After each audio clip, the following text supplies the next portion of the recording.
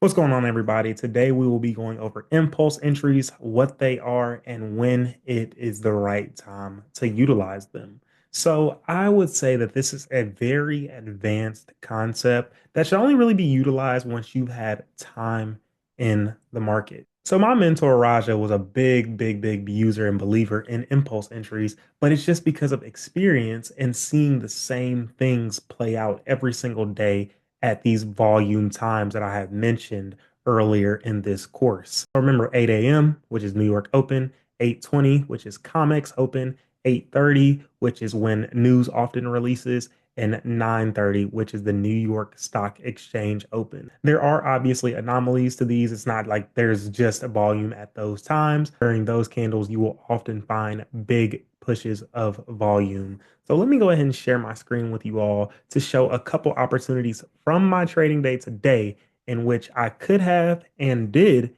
end up taking an impulse entry for a quick 50 pips in the span of a couple minutes. So price didn't do much today before 9 a.m., right?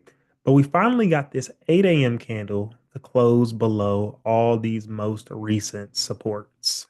So, with that being said, this candle did have no wick at the bottom. So, we had a good feeling that price would make its way down into these supports. But I'm not going to take a 50-50 trade with there being no range to continue down. So, let's drop down to the lower time frames. I'll even go down to the 5 minute. So let's go forward one candle. Boom. There was a quick wake up and there was enough volume to press down. So I was looking and I said, hey, let me see where I could potentially get in off of these lower time frames because price was moving with a lot of volume. If you can't tell, this wick up to this bottom was a 90 pip move within itself, just in one 5 minute candle. But we had this candle that could not close below the range. We had the next 5 minute candle that also did not close below the range. Then we had one more 5 minute candle that broke the highs of the last candle, broke the high of the initial open, and still did not close below the most recent 5 minute supports, right? But let's go to the 15 minute. So this is how the candle looks on the 15 minute. We got an obvious closure below.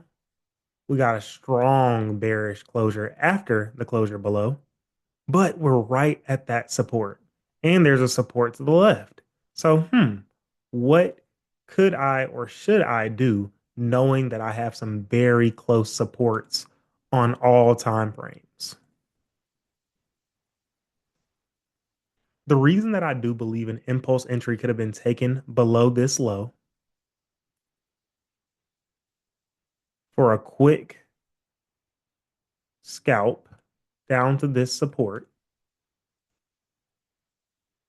is because of how weak this 5 minute candle closed.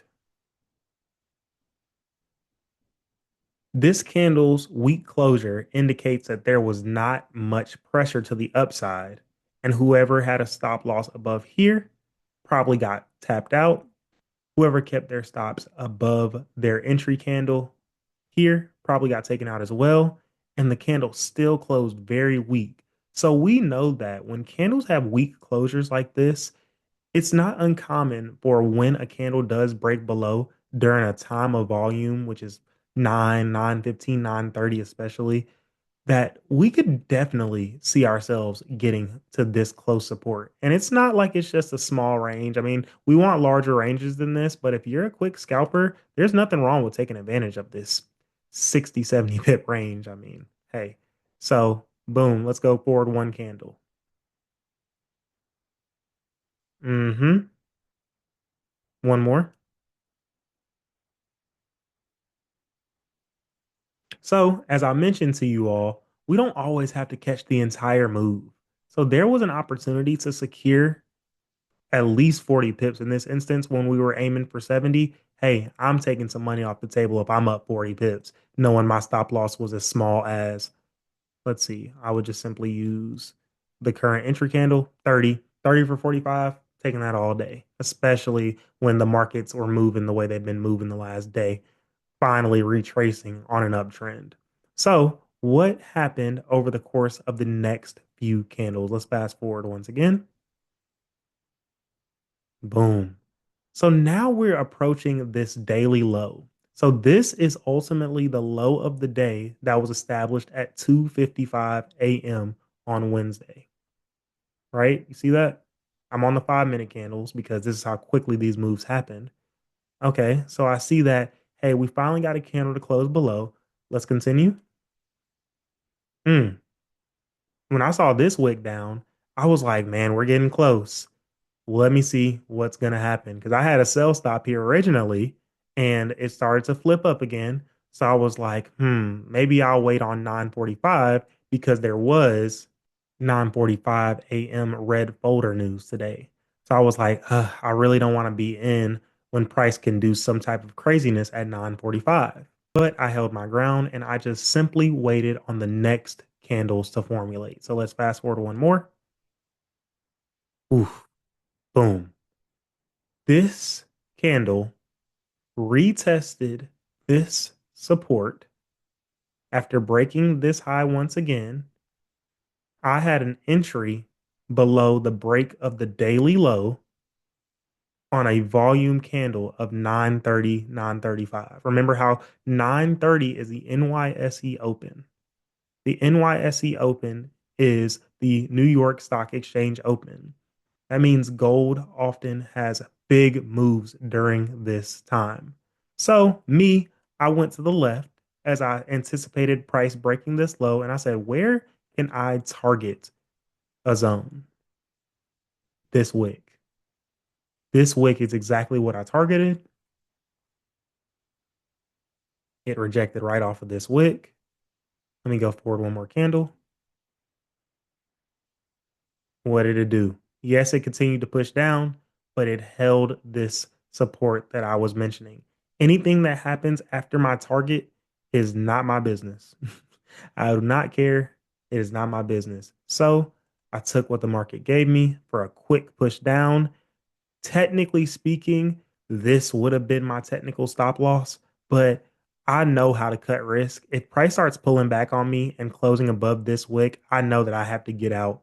But I'm anticipating volume to push me down quickly as it did before rejecting. Like I said, price continued to push down and down and down. None of this was my business. I made $510 on my personal account. I made $836 on my funded accounts through Top One Trader. So, hey man, I can't complain. Once again, I took my one good trade. I marked it up, breakup daily low, targeted 50, 60 pips on a volume push. Would have had a quick trigger finger to cut risk if necessary. Didn't have to end up doing that. So, like I said, I mean, it's an advanced concept because it's really a feel thing. You have to understand when you are comfortable enough taking that. You have to understand the risk behind it because, hey, the same way I made it is the same way I could have lost it. But it's something that I see every single day of when price breaks a daily low or a daily high during a time of volume, it's not uncommon for it to give a quick 30, 40, 50, 60 pip push. And in this instance, I was perfectly fine taking my quick 51 pips. So that is just a quick real-time example of using impulse entries, knowing how to not be too greedy when targeting the next zone. You know that you've seen these moves play out consistently. Simply trusting your eye and trusting your those 4 times that I mentioned, 8 a.m., 8:20, 8:30, 9:30, perfect times to do it. News gives good opportunities to take impulse entries. And yeah, so like I said, after you've given yourself a good amount of time on these charts, you will start to notice patterns and you will notice when the risk is worth taking. So everything is calculated, everything has a reason and a method behind the madness. So once again, just keep learning, keep growing. And as you start to see these moves play out more and more, you will have confidence in executing. So, peace.